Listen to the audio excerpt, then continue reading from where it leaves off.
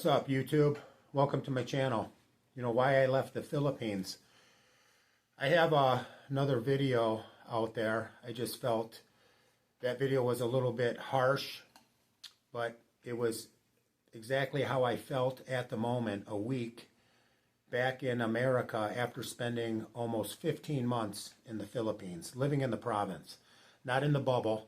There's a difference. I'll explain later about living in the bubble and just taking trips over there as a vacation, but actually living 15 months with my wife in the Philippines.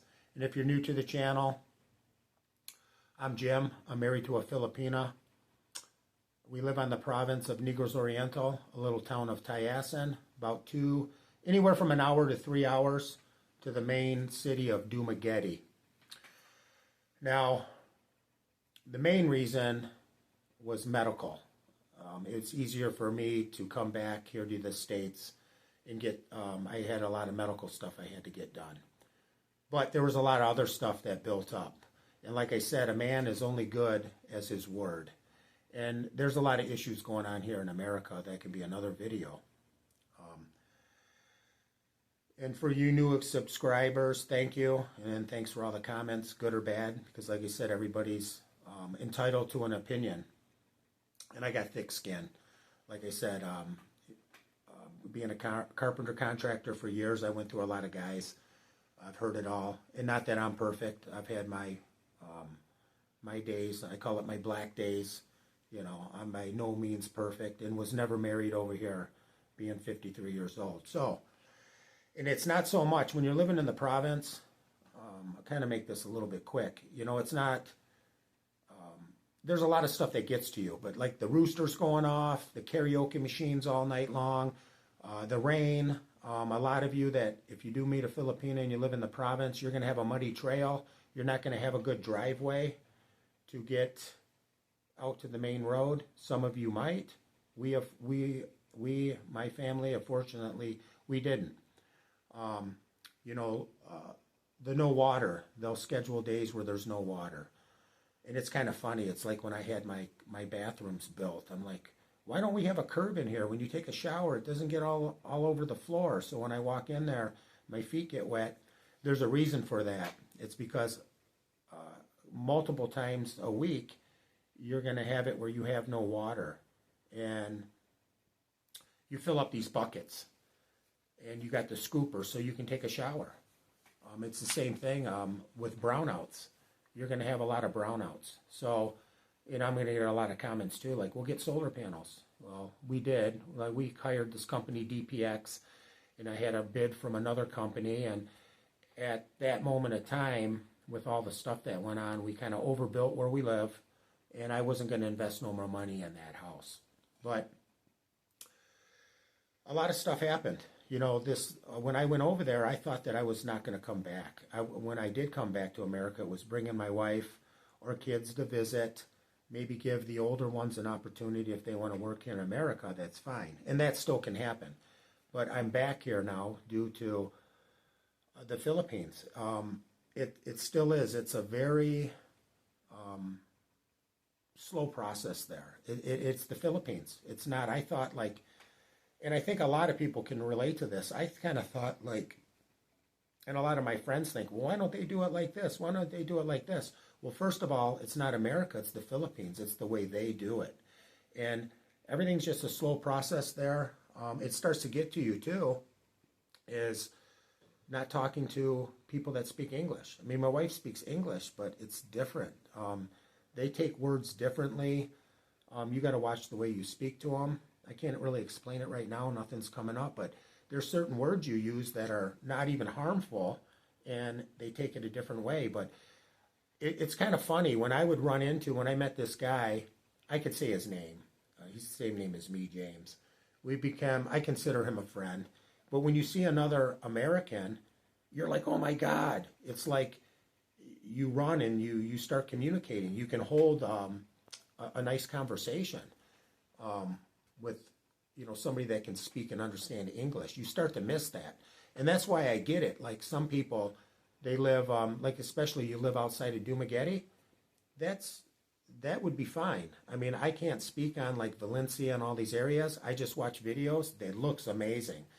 But for me, there's just so many other islands. I really don't want to live there. There's just an influx of, there's a lot of foreigners, and I get it. Some people need that. That's fine. Me, I mean, I am being kind of picky. It's nice to be somewhere where maybe there's just a few foreigners, because you do need that, where you speak to other people that speak English.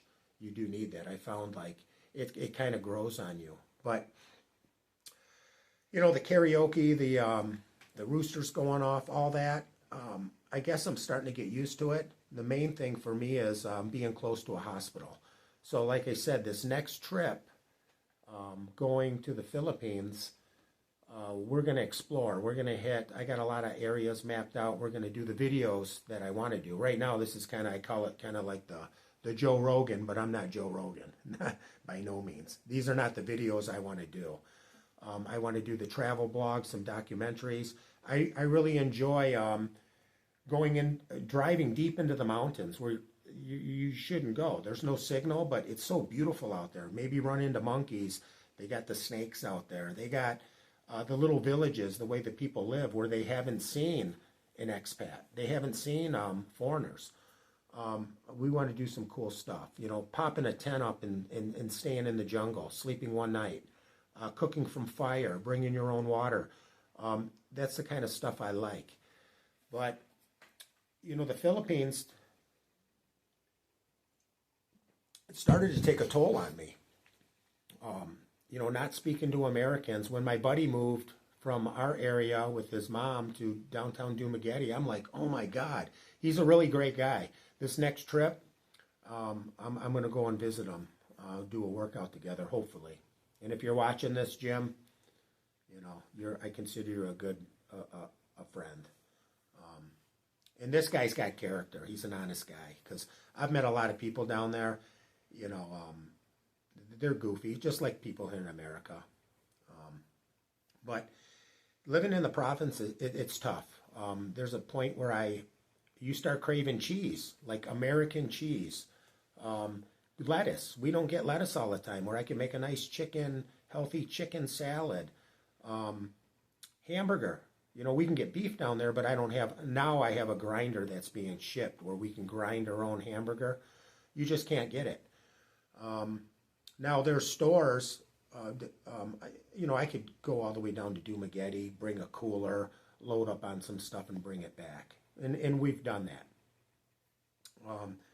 I could get a vehicle.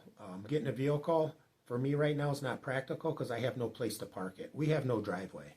When I built that house, you know, I had only made one trip over. I had met my wife, talked to her for about 6 months, got her a phone because her phone didn't even work good. We started communicating. I got my passport. I go over 2019, December 12th, 2019.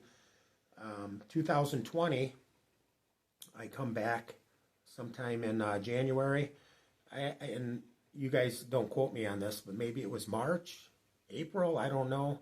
COVID came out. So then it started a whole new dilemma. I was locked out. Day by day I checked when the Philippines was going to go open, and 2 years later it finally opened, and 27 months later I finally got over there. The house was basically done, and then I noticed, wow, we don't have a driveway. I can't own a car. You know, I could park it across the street, the guy that owns the gas station, and he says for free, and I already know nothing's for free. I don't want to get into that. You know, you park it over there, and next thing you know, you get this bill, you owe money. Or maybe you set it over there, you don't use it, and it sits too long, and the rats get in there and they eat all the wires. I mean, I've heard it all. I've lived there for 15 months. We've had, I look back now, I can say it was a bad experience, but a good experience. It just seemed like everything happened. From the store we opened up that we thought that was going to work, and it didn't work, the long hours. And then I realized retail or a convenience store is not for me. You know, we really wanted to open up a 7-Eleven there in Tayasan. I was mentioning it. I was talking to a lot of people. By the time I came back to America, they already opened up a 7-Eleven. Filipino opened it up. Obviously, Americans interested in opening up, and it's the 7-Eleven's busy. I mean, obviously the ones in the bigger city are more busier, but it makes a decent income. And then it's aircon. We wanted to open up a business where we could have aircon so we're not in there sweating all day. But maybe someday, maybe not. But our piggery does very well. If you're in the province and you stick to farming, I can tell any of you, if you just met a Filipina and they want to get a pig, a swine, get one. Don't get one, get two. Get three. If you got the room, get 3 swines. Start doing pigs. You'll never lose. You won't lose. If you feed them right, and you feed them for 4 months, or tops 5 months, and sell them, they'll get anywhere from 80 kilo to 100 kilo. You can double and triple your money. Guaranteed. Like I said, a man is only as good as his word. We've been doing it for 6 years. The feed stayed the same. Now, if the feeds go up, it'd be a little bit different story, but the piggery works very well. And a lot of people keep it, So,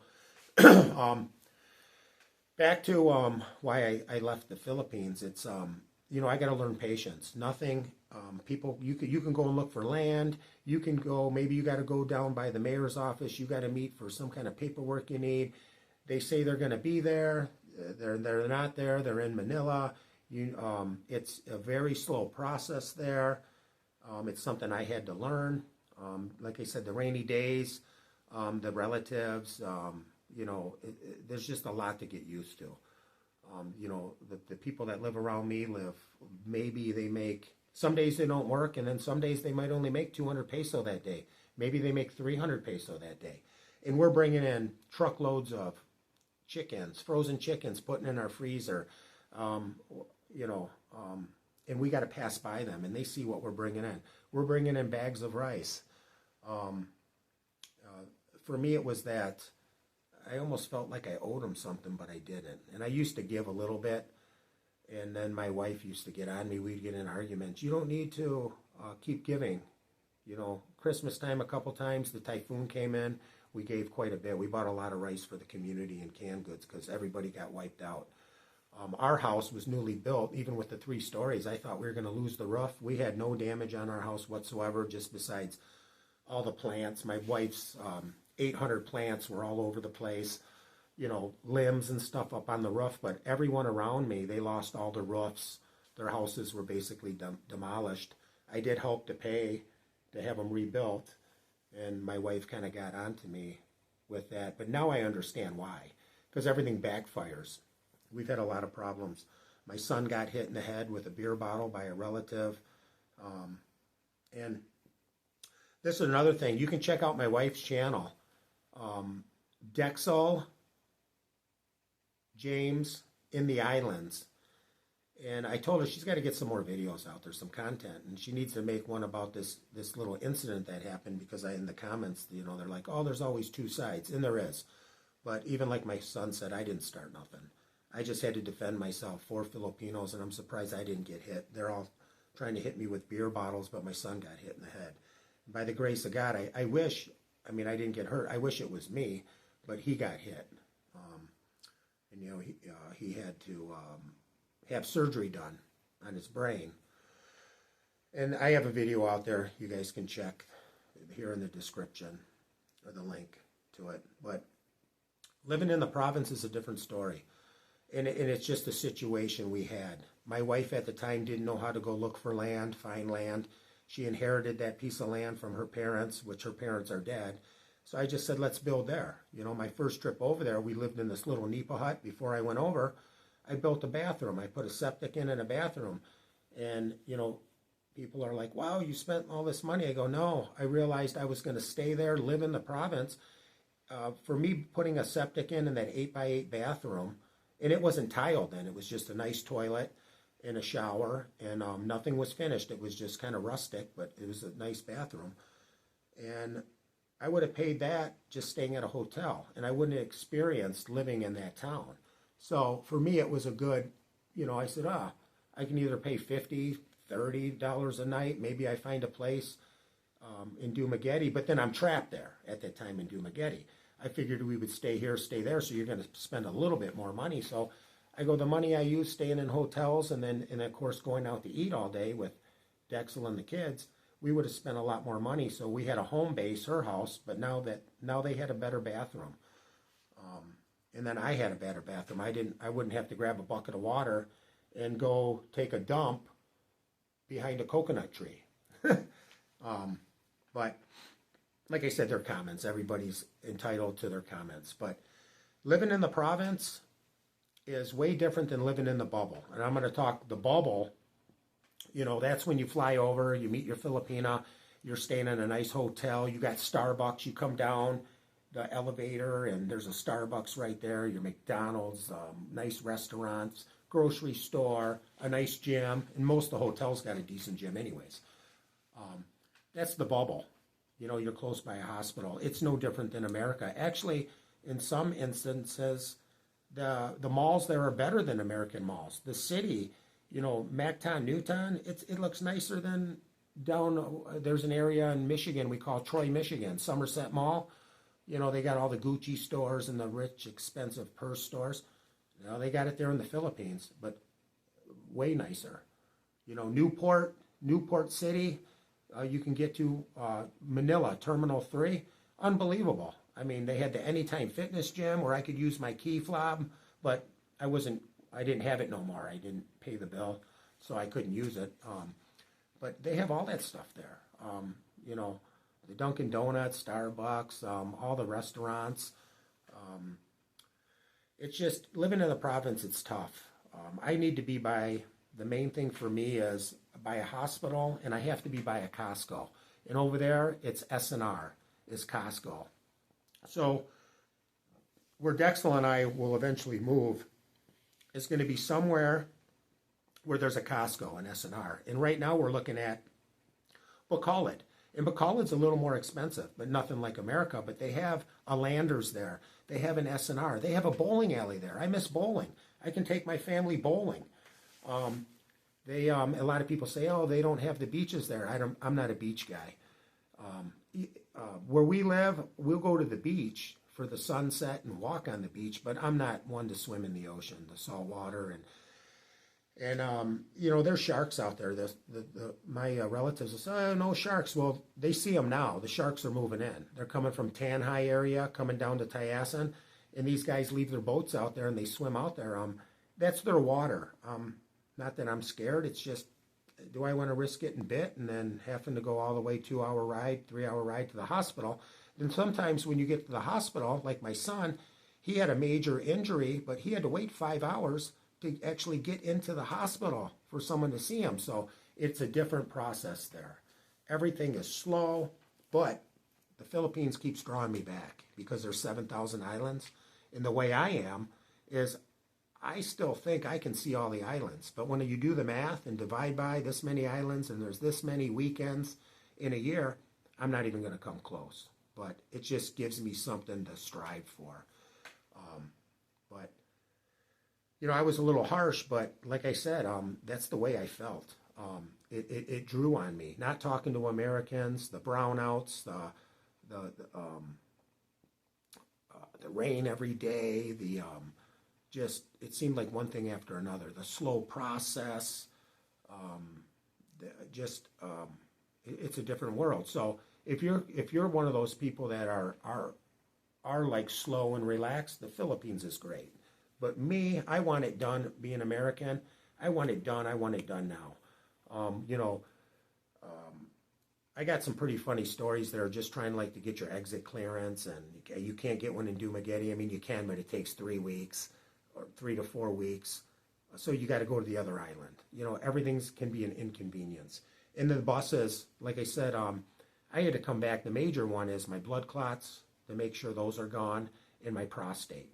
Because down there, it's a bus system. I won't ride the motorcycles no more. Granted, yeah, I'd like to buy a new Triumph, a Harley, but it's not worth it. We've already been in accidents where people come up and smash us from behind it. And by the grace of God, we didn't get hurt. I've seen so many accidents down there, foreigners, Filipinos, and they're bad. They don't, a lot of them aren't good. And it's usually the other person's fault. They're not looking, because you got to remember, majority of the people in the Philippines, they don't have a driver's license. And if they do get one, there's no driver's training. They get a fixer. They pay somebody. You go here in the province, you pay somebody that it takes your test, and they have no clue on how to drive. And if you have been down there, you can just see how people back up. It's a process. They can't even back their car up. But and then not to knock the Filipinos, but it's kind of funny. I'm like, no, Dexel, it's fine, because she'll be yelling, what's wrong with this person? It's probably an old lady, and you get in there, and then once you pull up and you see them, you're like, oh my God, the person's 30 years old. They just don't know. They know nothing about driving, and you know, I've had the problem too where when they hit you, they take off. They take off on you. My stepdaughter, the eldest, that's in school down there in Dumaguete, her brand new scooter, that Honda Click, she took care of it. I mean, the thing's 2 years old now. It looks brand new. Somebody came up and hit her so hard where she hit her face. Thank God she's okay, but the scooter's got quite a bit of damage, and then the guy just takes off because they don't want to pay. Just takes off. And in Dumaguete, it's so crowded, as soon as you turn your head, he takes off. He's gone. You can't find him. It's that crowded down there, especially around 5 o'clock. It's very, very crowded. But the Philippines is, for especially if any of you are new, just take it slow. A lot of the Filipinos, you got to remember, they all originate from the province.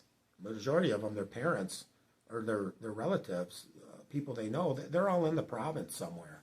So just make sure, I mean, there's nothing wrong with, especially if you're going to stay there, build, but don't overbuild until you actually really live there. You can update and maybe put the roof in, the ceiling in, and seal it. Maybe they don't have windows, you know, or screens. Put screens in. Maybe you put some windows in and get an air con until you really know you can handle it there. For me right now, I got to commute. I need to keep working. I can't just go there. I'm not ready to retire, and I don't think I ever will be. Just even like my family. They're retired, but they're not. They're constantly working out. They're doing stuff. They stay busy. I just can't have that downtime and sit around. And I still need that break. You know, when I left, I thought I wasn't going to come back.